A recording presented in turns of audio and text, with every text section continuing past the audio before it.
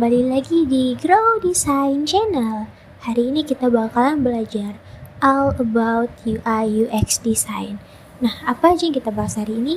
Yang kita bahas adalah definisi-definisi dari kalimat atau kata yang bakalan kalian jumpai nanti nih ketika akan berkarir ke UI UX design. Nah, apa aja definisi-definisi yang bakalan kita bahas hari ini? Untuk tahu lebih lanjut, yuk tonton video yang sampai akhir. Jangan lupa disiapin buku catatannya ya. Oke, lanjut. Yang pertama adalah definisi user. Nah, user merujuk pada individu atau entitas yang menggunakan atau berinteraksi dengan suatu produk, sistem, atau layanan. Nah, dalam konteks UI UX designer, pengertian user sendiri mencakup semua pemakai atau pelaku yang terlibat dalam interaksi dengan antarmuka pengguna, termasuk pengguna akhir dan seluruh pihak yang terlibat. Oke, jadi selanjutnya yang akan kita bahas adalah definisi dari end user. Nah, end user atau pengguna akhir adalah istilah yang merujuk kepada individu atau kelompok akhir yang secara langsung menggunakan produk, sistem, atau layanan yang dibuat. Mereka adalah pengguna akhir yang berinteraksi langsung dengan antarmuka ataupun fitur yang disediakan tanpa dilibatkan pada tahapan atau pengguna lain di dalam proses pembuatan fitur-fitur tersebut. Selanjutnya adalah definisi dari wireframe. Nah, wireframe adalah suatu kata yang bakalan sering sekali kalian jumpai ketika mempelajari UI UX lebih lanjut. Nah, jadi wireframe adalah representasi visual sederhana dari antarmuka pengguna yang menunjukkan struktur-struktur dasar dan tata letak elemen-elemen utama tanpa detail desain atau warna. Nah, jadi wireframe ini membantu untuk merencanakan dan menyusun elemen-elemen dalam suatu desain sebelum diimplementasikan ke dalam desain yang lebih detail. Oke, ini adalah contoh dari wireframe. Nah, di gambar ini ada dua jenis wireframe. Yang pertama ada paper wireframe, yang kedua ada digital wireframe. Apa perbedaannya? Perbedaannya cuma terletak di wadah yang digunakan. Kalau paper wireframe seperti namanya, dia digunakan di atas kertas. Paper wireframe ini kapan digunakan? Jadi paper wireframe ini digunakan ketika seorang desainer itu ingin mencoret-coret idenya secara kasarnya, supaya mereka nggak ribet menghapus-hapus, mengedit-edit lewat aplikasi, mereka menggunakan kertas. Jadi ketika salah, mereka bisa langsung ganti gitu.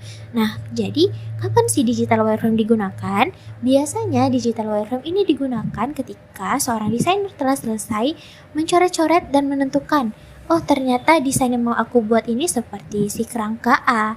Nah, jadi untuk merapikan desain yang telah dibuat sebelumnya di kertas, mereka akan menggunakan wireframe digital untuk desainnya supaya lebih rapi gitu, supaya mudah untuk ketika melanjutkan ke low fidelity dan high fidelity nantinya.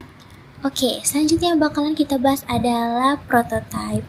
Jadi definisi dari prototype, prototype adalah suatu model atau representasi interaktif dari suatu desain yang digunakan untuk menguji atau mendemonstrasikan fungsionalitas dan interaksi dalam antarmuka pengguna. Nah, prototype dapat berupa model rendah atau tinggi dalam tingkat detail tergantung pada tujuan pengujian. Nah, jadi secara garis besar prototype ini merupakan dia itu kayak suatu tali yang menyambungkan wireframe. Jadi dari wireframe 1 supaya dia bisa berpindah ketika diklik ke wireframe 2, itu disambungkan oleh si prototype ini gitu ya. Oke, selanjutnya yang nggak boleh ketinggalan untuk kita bahas adalah definisi dari user flow. Nah, jadi user flow merupakan representasi visual dari langkah-langkah atau urutan aktivitas yang diharapkan itu dilakukan pengguna ketika mereka berinteraksi dengan suatu produk atau sistem. Jadi user flow ini dapat membantu kita untuk memahami pengalaman pengguna secara keseluruhan. Kemudian ada definisi Information Architecture atau EA. Jadi, arsitektur informasi adalah proses merencanakan dan mengorganisir struktur, hierarki, dan aliran informasi dalam suatu sistem atau antarmuka pengguna. Nah, tujuannya adalah untuk memastikan aksesibilitas dan penggunaan yang efisien bagi pengguna akhir. Nah, selanjutnya adalah definisi dari low fidelity design. Jadi, low fidelity ini merujuk pada representasi desain yang sederhana dan kurang mendetail. Dalam konteks desain antarmuka sendiri, low fidelity dapat kita masukkan ke dalam bagian wireframe atau prototype dengan elemen dasar tanpa penekanan pada estetika visual. Jadi, tugas dari low fidelity design ini adalah memberikan suatu clue untuk apa suatu fitur itu dibuat, apakah untuk search atau untuk profil. Jadi ketika akan dilakukan usability testing, user itu tahu, oh ini fiturnya ternyata untuk menu search ya, oh ini ternyata untuk profil. Jadi mereka itu nggak buta arah gitu. Jadi suatu menu itu udah tahu tujuannya untuk apa, tapi belum diselesaikan di bagian visualnya. Nah, jadi setelah dari low fidelity design ini, kita bakal bahas si high fidelity design. Oke, ini adalah contoh dari low fidelity design. Seperti penjelasan sebelumnya, di low fidelity design ini masih sedikit sekali elemen visual yang digunakan. Cuman digunakan icon tanda panah untuk user ketika ingin mereka kembali ke menu sebelumnya. Habis itu cuman ditambahkan keterangan, yaitu menu favorit, menu repeat order, dan juga menu delivery status untuk mengetahui bahwa menu ini adalah menu favorit, menu repeat order, atau menu delivery status. Masih sederhana, belum ada penambahan elemen visual. Oke, jadi definisi dari high fidelity design itu merujuk pada representasi desain yang lebih mendetail dan mirip dengan hasil akhir yang sebenarnya. Nah, ini dapat mencakup elemen desain yang digunakan seperti warna, tipografi, dan grafis dengan tingkat kedetailan yang tinggi.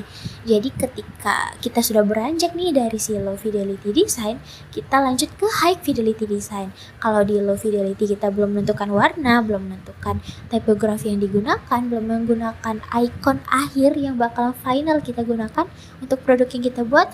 Di high fidelity design kita sudah bisa memilah warnanya sesuai dengan color theory, sesuai dengan tipografi yang bakalan kita gunakan untuk membuat user itu mengetahui, oh ternyata aplikasi akhir dari desain yang mereka buat ini yang sebelumnya belum tergambarkan itu warnanya apa, itu icon yang dibuat itu apa. Setelah kita masuk ke high fidelity design, user udah bisa membayangkan seperti apa sih nantinya aplikasi itu selesai dibuat gitu.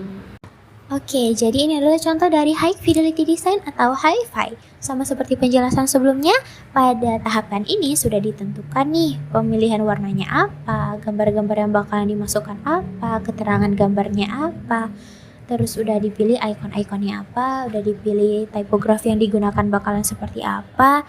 Nah, seperti inilah kalau contoh dari high fidelity design. Oke deh, sekian dulu ya pertemuan kita pada hari ini. Jangan lupa dicatat dan dibaca ulang materinya. Sampai jumpa di pertemuan selanjutnya. Bye-bye!